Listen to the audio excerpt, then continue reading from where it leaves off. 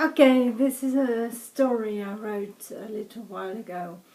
It's set in Paris in the 1920s, early 1930s. It's about a woman who falls in love with a man who's quite rich, and it ends up badly because he dumps her, and it's about her revenge. Okay, there's a little bit of violence in it, well, quite a lot of violence in it. So be warned, okay? I'm going to read it to you now. Yes, I killed him and it felt good. I don't care if I had to swing for it. Or I've heard they don't hang women in France or even execute them anymore. I was calm afterwards. I felt numb. He had hurt me and betrayed me so much. And so bad. And so had that ugly bitch who calls herself his wife. How can you be a wife and not fight for your man tooth and nail? If I had a husband, I wouldn't want to share. I don't understand their silliness, their game playing, their manipulation, their dirty tricks. Why did she allow him to have an affair with me if she really wanted to keep him to herself? Oh, because men have urges and have to give in to them, particularly with despicable nobodies like me. Second class, third class, no class. Who you can tell she's a tart. Although I've never been a tart. A dancer, yes. An artist model, yes. So I should have known. I should have known I was no better than a street walker to these people. And he offered to paint me. He played the bohemian for me, took me to the cafes in Montparnasse, made me meet other artists. He didn't trust me, of course. I know it now. He was jealous, even though day in and day out he was betraying her. And I was lost and impecunious, broke, dans la dèche, as they say here. I knew what it was like to go hungry. He thought he was a good Samaritan when he took me places, when he bought me a nice dress. I want to know all about your life. He found me exotic. I held that very peculiar attraction, nostalgia for the mud, a taste for the gutter, for the darker, seedier side of life. That excited him. He was like a leech feeding on my tales of despair and misery, of cold rooms and stingy landladies, of poverty and bleakness. She knew all about the affair, but it didn't bother her too much. She just stuck her nose in the air with a distasteful smirk. That fancy will pass. They always do. How could they misjudge me that way? How could he not believe I had only one desire, to bite the hand that feeds? When I aborted his baby without making a fuss, and he wanted to pay for it, but I refused the money to go to the clinic and just accepted the local angel maker's help. That's how they call these women here. Quite poetic, don't you think? That baby he didn't want is now a little angel watching over me from the sky.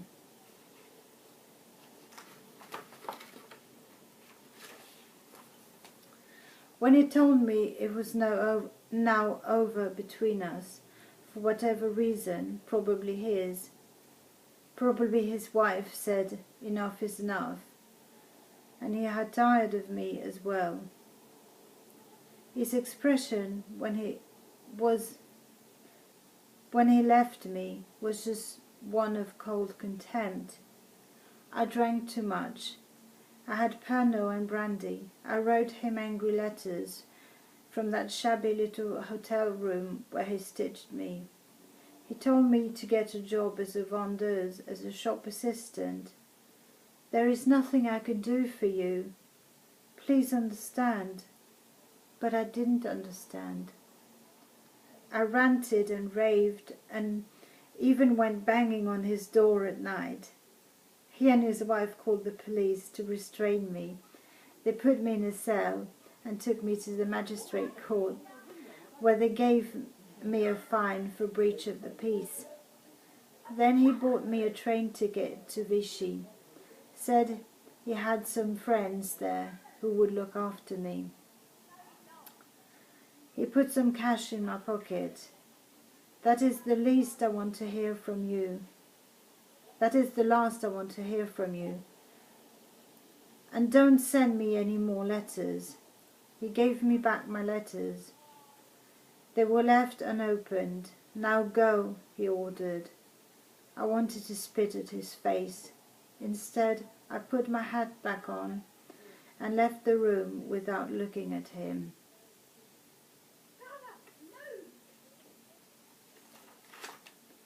I didn't go to Vichy. I stayed in my hotel and found a job in a clothes shop. But I needed a little more veronal to help me sleep. I had nightmares at night. One night I took some brandy on top of the veronal and woke up drenched in sweat. The night was light and silent. A bright moon was illuminating the sky. I got up. The room was swirling around me. I put my coat on and walked for a long time in the silent, deserted street. I saw a lady walking her dog and a couple of lovers passing by. They were whispering and kissing. The last cafes had closed now. I felt tired of walking, sat on a bench and fell asleep with my coat on. When I woke up, it was daytime and my ideas were clearer. I now knew with complete clarity what I had to do. That day I walked to the club in Pigalle where I knew Dee, the black jazz musician, and Dede. I told them some man was stalking me and I had no one to look after me. Dee said he could come over, but he didn't have much time. I asked if I could borrow his gun just for a few days and I would feel safer. I would sleep better at night. He told me to be careful and lent me his revolver. He said he would come and check on me. I knew how to use it. I had learnt in England, but that is another story. And I walked into that cafe in Montparnasse. I felt as in a daze, but I was resolute. At that point, nothing would have distracted me from that course of action. Perhaps what they say about fate is true. People have to fulfill their own destiny. I wasn't thinking of right and wrong, only that burden on my chest that had to be lifted, and there was only one way. I remember the waiter, a man in his 50s, with a sad, melancholy look in his eyes.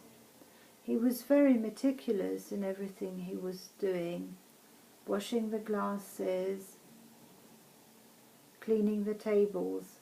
He seemed to have some kind of purpose in his life, but it wasn't making him happy. I drank 4 Pernod. He looked slightly disapproving, but didn't say anything. I drank them fast and felt them burning my throat. After that, the anise made me feel slightly nauseous, but I didn't want to think.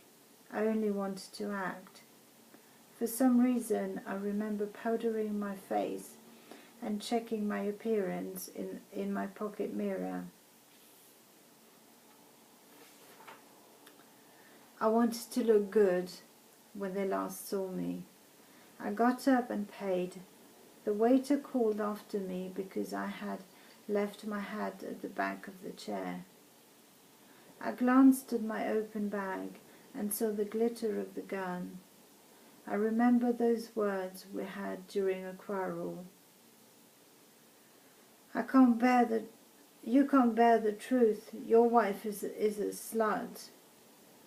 He had slapped me so hard I fell against the bed. The only time he ever used physical violence against me. You're just a little whore. I should have known not to pick someone from the gutter. I don't even feel pity for you anymore, only contempt. Come on, get up. Stop pretending you're hurt. You're not in the music hall anymore. And he had left, banging the door. I quickly walked on the pavement. The sun was shining. I could hear my heels clicking. I was feeling almost gay. Then I reached his flat. The concierge let me in. I took the lift, and the young maid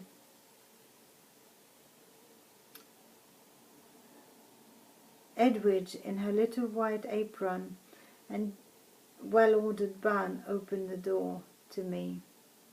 Can I speak to Monsieur? I'm afraid he's busy and has asked not to be disturbed. Tell him it's urgent, please. My tone was brisk, no nonsense, almost like an English governess.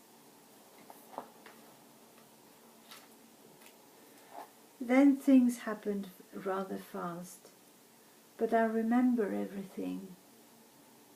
Him coming out of his well-ordered desk with a grin on his face when he saw me. Well, well, who's here? And the wife rushing out like a tigress when I drew the gun out of my bag. We exchanged a quick look, she and I. Her eyes were cold and unwavering, betraying no fear. Get out of here. Without a word, I shot him first. I think it was 2 or 3 times. But one of the bullets went straight into his skull. He fell backwards, toppled, blood pouring out of his mouth and ears. I remember his bewildered expression just before his fell. She jumped on me and we fought, but I still managed to get the upper hand and shot her a few times. There was a lot of blood. She walked a few steps and collapsed just in front of the sofa. I was told that her injuries were not too serious, and she survived. The maid was screaming in complete panic. I dropped the gun on the floor and told her to call the police. Don't worry, I said. I don't want to hurt you. But she was still hysterical. Then I ran. I wanted to feel the warm rays of the sun on my skin